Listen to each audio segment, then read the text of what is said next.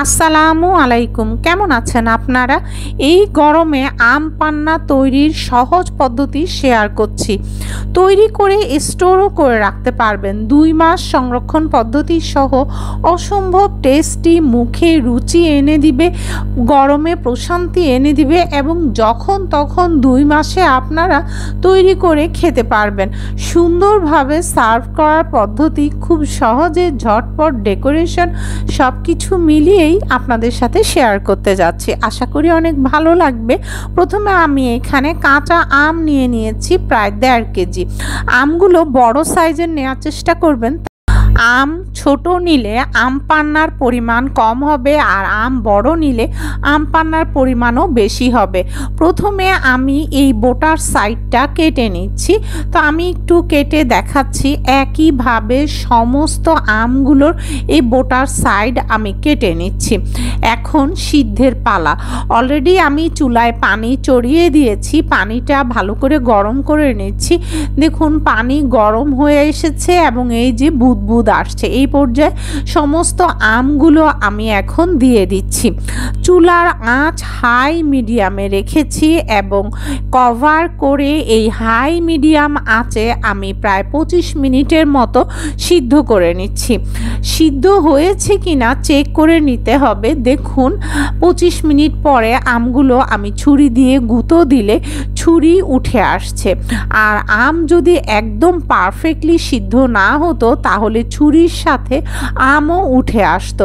আশা করি আমি আপনাদের বুঝাতে পেরেছি। একদম নরম করে সুন্দর করে সিদ্ধ করে নিতে হবে। ভালো করে সিদ্ধ না হলে আরও কিছুক্ষণ সময় আপনারা বাড়িয়ে সিদ্ধ করে নেবেন। এখন আমি আমগুলো ছেঁকে নিলাম আর আমটা মোটামুটি ঠান্ডা করে নিচ্ছি। দেখুন একটা মশলা তৈরি করে নিচ্ছি। এখানে আমি 1 চা চামচ জিরা, 1 চা চামচ মৌরি বা মিষ্টি জিরা, 5টা কালো গোলমরিচ আর 3টা আস্ত শুকনা মরিচ এখানে আমি দিলাম। এটা আমি এখন ফ্রাই প্যানে দিয়ে একদম অল্প আঁচে টেলে নিচ্ছি। আগুন বাড়িয়ে টালবেন না, তাহলে পোড়া পোড়া ভাব চলে আসবে। দেখুন অল্প আঁচে টেলে নিচ্ছি। কিছুক্ষণ টালার পর এখানে আমি 1 চা চামচ লবণ দিয়ে দিচ্ছি। এখন লবণ সহ আমি টেলে নিলাম। পুরোপুরি টালা হয়ে গিয়েছে এবং সুন্দর ফ্লেভার যখন বেরিয়ে আসছে, এগুলোকে আমি আরেকটা বাটিতে ট্রান্সফার করে নিচ্ছি, তা না হলে গরম ফ্রাই প্যানে পুড়ে যাবে। তো এগুলো একটু ঠান্ডা করে নিয়ে আমি পুরোপুরি ব্লেন্ড করে নিব, গুঁড়ো করে নিব। তো এখানে আমটা ঠান্ডা হয়ে গিয়েছে। আমি ছুরি দিয়ে এভাবে 2 ভাগ করে নিচ্ছি। এভাবে করলে আমটা খুব সহজে ছিলে ফেলা যায়। আর আমি চামচের সাহায্যে আমের খোসা এবং আমের আঁটি থেকে খুব সহজেই কিন্তু সমস্ত আম নিয়ে নিচ্ছি। তো আপনারাও একইভাবে এভাবে নিতে পারেন বা যেভাবে আপনাদের সুবিধা লাগে আঁটি আর খোসা থেকে সব আম নিয়ে নেবেন। এখন আমি ব্লেন্ডারের জার নিয়েছি, এই আমগুলো ব্লেন্ডারে দিয়ে দিচ্ছি। এখন এই আমের মধ্যে একটা কাঁচামরিচ আমি কেটে দিয়ে দিচ্ছি আর আদা দিচ্ছি একদম ছোট ছোট 3 পিস, আপনারা দেখেই বুঝতে পাচ্ছেন। এবং চাট মশলা দিয়ে দিচ্ছি 1 চা চামচ আর বিট লবণ দিয়ে দিচ্ছি 1 চা চামচ, সাথে 1 কাপ ঠান্ডা পানি দিয়ে দিলাম। এখন আমি ভালো করে ব্লেন্ড করে নিচ্ছি। ডেসক্রিপশন বক্সে সমস্ত উপকরণ দিয়ে দিয়েছি। এখন একটা হাঁড়িতে 2.5 কাপ চিনি, 2.5 কাপ চিনি দিয়ে দিয়েছি আর পানি দিয়ে দিয়েছি মেজারমেন্ট কাপের 1 কাপ। হাই ফ্লেমে আমি নেড়ে নেড়ে চিনি গলিয়ে নিচ্ছি। তো 1.5 টেবিল চামচ, 1.5 টেবিল স্পুন লেবুর রস আমি মিক্স করে নিচ্ছি। দেখুন চিনি গলে গিয়েছে। এখন এখানে সরু ছিদ্রের একটা স্টেইনার আমি হাঁড়ির মুখে বসিয়ে দিলাম আর আমের যে ব্লেন্ডার করা মিক্সচারটা সেটা ঢেলে সেটাকে আমি এখন ভালো করে ছেঁকে নিচ্ছি। সেই ফাঁকে বলি, সবাই ইউটিউবে চ্যানেলটাকে সাবস্ক্রাইব করে পাশে থাকবেন, পাশের বেল আইকনটা প্রেস করবেন যাতে করে নো ফেল ক্লিয়ার ডিটেইলস করা রেসিপির ভিডিও নোটিফিকেশন আপনাদের কাছে পৌঁছে যায়। আর যারা ফেসবুকে ওয়াচ করছেন তারা ফলো দিবেন, ফলো দিলেই পৌঁছে যাবে ভিডিও নোটিফিকেশন আপনাদের কাছে। দেখুন ছাঁকা হয়ে গেল।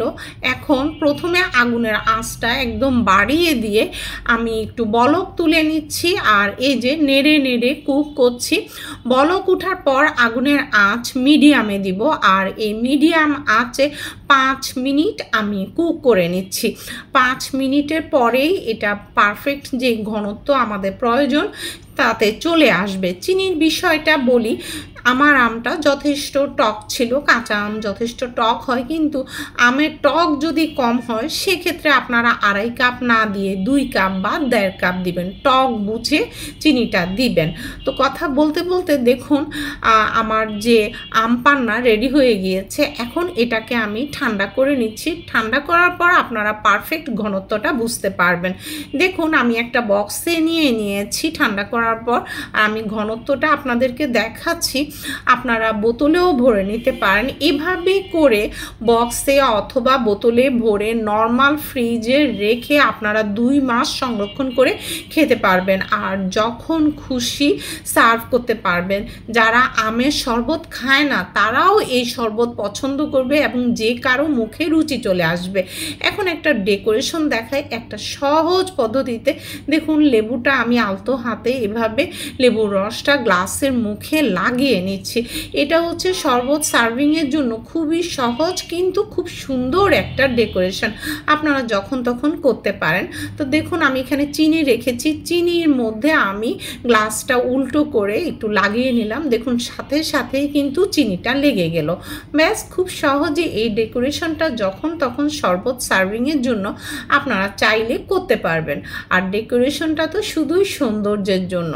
তো দেখুন আমি এভাবে করে গ্লাসগুলো আগে ডেকোরেট করে নিয়ে এখানে আমি বরফ দিয়ে দিলাম। বরফ চাইলে আপনারা আরও খানিকটা কমিয়েও দিতে পারেন।